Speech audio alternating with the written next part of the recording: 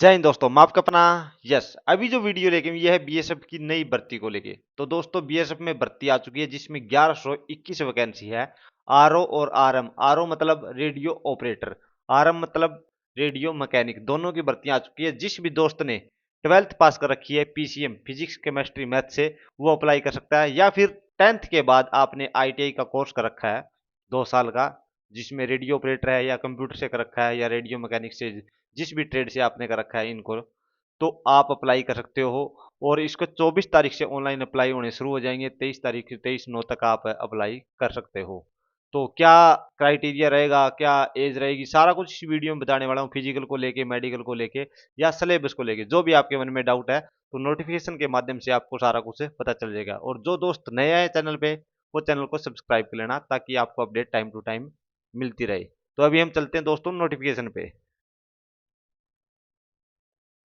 तो दोस्तों ये है नोटिफिकेशन, जो भर्ती को लेकर नोटिफिकेशन आया, इसके अंदर पूरा डिटेल में बता रखा है। तो मैं जो मेन मेन पॉइंट है ना वही कवर करूंगा जो आपके काम के हैं।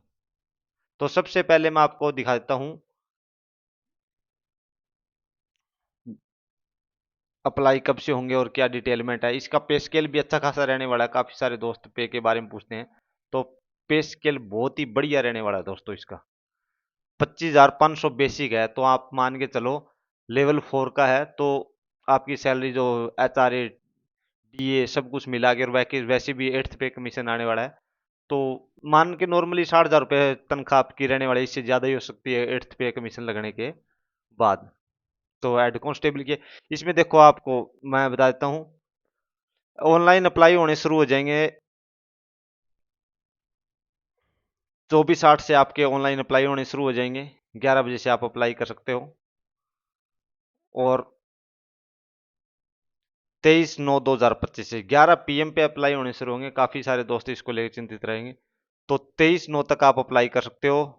हेड कांस्टेबल, रेडियो ऑपरेटर और रेडियो मैकेनिक, ये सैलरी की मैं 7th पे कमीशन के हिसाब से बता चुका हूँ। बाकी जो अलग अलग टीए टीपीटी अलग अलग ये मिलने वाले हैं। तो ये मैंने इसको लेके डिटेल दे दिया आपको, सैलरी वगैरह को लेके। और ये पोस्ट है, किस कैटेगरी कितनी पोस्ट है, काफी सारे दोस्त इसमें कंफ्यूज हो जाएंगे। डिपार्टमेंटल वैकेंसी को लेके, सीए को लेके, ईएसएम एक्सरिशमैन की वैकेंसी। तो दोस्तों आपके जो फ्रेश कैंडिडेट है ना उनके लिए ये वैकेंसी रहने वाली है। आरओ में 584 वैकेंसी फ्रेश कैंडिडेट के लिए, कैटेगरी के हिसाब से वो सामने आपको लिखा ही हुआ है किस कैटेगरी की कितनी है। 177 यूआर की है। तो ये 20 एक्सरिशमैन के लिए है, ये कैटेगरी के हिसाब से है। और सीए होता है कम सेट ग्राउंड पे। तो जिसके बारे में आपको दोस्तों को ज़्यादा नहीं करना, जो बीएसएफ पर्सनल है उन्हीं को है। और ये डिपार्टमेंटल में जो भी डिपार्टमेंट में लगे हुए हैं, कांस्टेबल लगे हुए हैं या बाकी जो भी है, तो ट्रेड्समैन मेट भी है, ट्रेड्समैन मेट नहीं ट्रेड्समैन भी है, तो वो भी इसके अंदर एग्जाम दे सकते हैं। तो ये अलग से वैकेंसी दे रखी है। तो आप टोटल देखो 584 वैकेंसी ये आपकी है, और 34 वैकेंसी सीए वालों की, और 65 वैकेंसी ये अपने एक्सर्विसमैन की है। और 227 वैकेंसी है ना ये डिपार्टमेंटल जो पर्सनल है उनकी है। तो टोटल 910 वैकेंसी होगी ये आरओ के लिए। और आरएम के लिए देखो, आपकी वैकेंसी 134 वैकेंसी रहेगी। 8 वैकेंसी सीए वालों के लिए, और 16 वैकेंसी एक्सर्विसमैन के लिए, और 53 वैकेंसी जो जॉब कर रहे हैं, सर्विंग कर रहे हैं, तो डिपार्टमेंटल वैकेंसीज है। तो टोटल 911 वैकेंसी होगी। तो टोटल 910 और 211, 1121 वैकेंसी ये हो चुकी है। तो इसमें आपके डिपार्टमेंट वालों की भी आ गई और आपकी दोनों की आ चुकी है। तो ये वैकेंसीज का पूरा बायोडाटा आपको पता चल ही गया है। अभी जो मोड ऑफ सिलेक्शन है, तो इसके अंदर साफ साफ लिखा हुआ है, सबसे पहले हम पीएसटी और पीटी लेंगे। ठीक है, जो आपका फिजिकल स्टैंडर्ड है, रनिंग वगैरह, वो फिजिकल स्टैंडर्ड टेस्ट और फिजिकल एंड्योरेंस टेस्ट लेने वाले हैं, जिसके बारे में आगे बता दूंगा कितनी रनिंग होने वाली है सारा कुछ। सेकंड फेज में आपका कंप्यूटर बेस्ड एग्जाम होगा, जो लगभग आरओ के लिए 250 नंबर का होगा और आरएम के लिए 200 नंबर का एग्जाम होने वाला है। आरओ के लिए 50 नंबर का डिक्टेशन टेस्ट भी होने वाला है। और उसके बाद अगर ये दोनों एग्जाम आप क्लियर कर लेते हो तो फिर आप डॉक्यूमेंट वेरिफिकेशन और अपने मेडिकल के लिए जा सकते हो। जिस भी दोस्त के दोनों एग्जाम क्लियर हो जाते हैं तो फिर वो अगले स्टेज में चला जाएगा। देखो ये इसमें साफ साफ लिखा हुआ है। और मैं आपको बता देता हूँ, देखो ये जो एग्जाम को लेके आप काफी सारे दोस्तों को कन्फ्यूजन रहने वाली है। तो देखो ये वैकेंसी आरओ के लिए 200 नंबर का सीबीटी एग्जाम होगा, फिर डिक्टेशन टेस्ट होगा 50 नंबर का, तो टोटल 250 नंबर का एग्जाम होने वाला है आपका। और आरएम के लिए सिर्फ 200 नंबर का ही एग्जाम होगा, इसी पे आपका लिस्ट लगने वाली है, उसमें 250 नंबर में से लगेगी, इसमें 250 में से आपके लिस्ट लगने वाली है। अभी हम चलते हैं दोस्तों क्वालिफिकेशन पे। देखो क्वालिफिकेशन सिर्फ 12th पास होनी चाहिए, आपके पास 60% नंबर होने चाहिए फिजिक्स केमिस्ट्री मैथ से, या फिर मैंने पहले ही बता दिया आपको, आपने आईटीआई कर रखी है 2 साल की 10th के बाद, तो आप अप्लाई कर सकते हो। फिर हेड कांस्टेबल आरएम में भी आपने अगर फिजिक्स केमिस्ट्री से मैथ से कर रखी है और आपके 60% नंबर है, तो आप अप्लाई कर सकते हो। या फिर आईटीआई कर रखी है आपने रेडियो एंड टेलीविजन या जर्नल इलेक्ट्रॉनिक्स से या कंप्यूटर से, तो जो भी प्रोग्रामिंग वगैरह कर रखी है, तो आपने अप्लाई कर सकते हो, कोई दिक्कत वाली बात नहीं है। फिर मैं एज लिमिट की बात करूं, जहाँ तक 18 से 25 साल आपकी एज रहने वाली है इसके अंदर, और ओबीसी वालों के लिए 18 से 28 साल, और SC ST वाले भाइयों के लिए 18 से 30 साल रहने वाली है। बाकी जो एक्स मैन है उनके लिए अलग से क्राइटेरिया दे रखा है, तो वो उनको सभी को पता ही है। जो डिपार्टमेंटल वाले हैं उनको भी सब कुछ इसके बारे में पता ही है। अब मैं फिजिकल स्टैंडर्ड की बात करूं तो दोस्तों, आपके लिए हाइट रहने वाली है, जो मेल कैंडिडेट है उसके लिए 168 सेंटीमीटर रहने वाली है, फीमेल कैंडिडेट के लिए 157 सेंटीमीटर रहने वाली है। बाकी जो ST या ट्राइब एरिया है उनके लिए छूट भी है। और आपकी जो चेस्ट है 80 सेंटीमीटर बिना फुलाए होनी चाहिए, और 5 सेंटीमीटर का फुलाव होना चाहिए। फीमेल के लिए कोई लागू नहीं है, नॉट अप्लीकेबल है। तो ये आपकी हाइट है, और वेट के अनुसार, मतलब हाइट आपकी उसके अनुसार आपका वेट होना चाहिए। तो ये फिजिकल स्टैंडर्ड रहने वाला है। अभी मैं रनिंग की बात करता हूँ, तो रनिंग की बात करें तो दोस्तों, आपकी 1.6 किलोमीटर रनिंग होगी, 6.5 मिनट दिए जाएंगे जो मेल कैंडिडेट है उसको। फिर लॉन्ग जंप हो गया 11 फीट, 3 चांस मिलने वाले हैं। फिर हाई जंप होगा 3.5 फीट, आपको 3 चांस मिलेंगे, मेल कैंडिडेट के लिए बात कर रहा हूँ।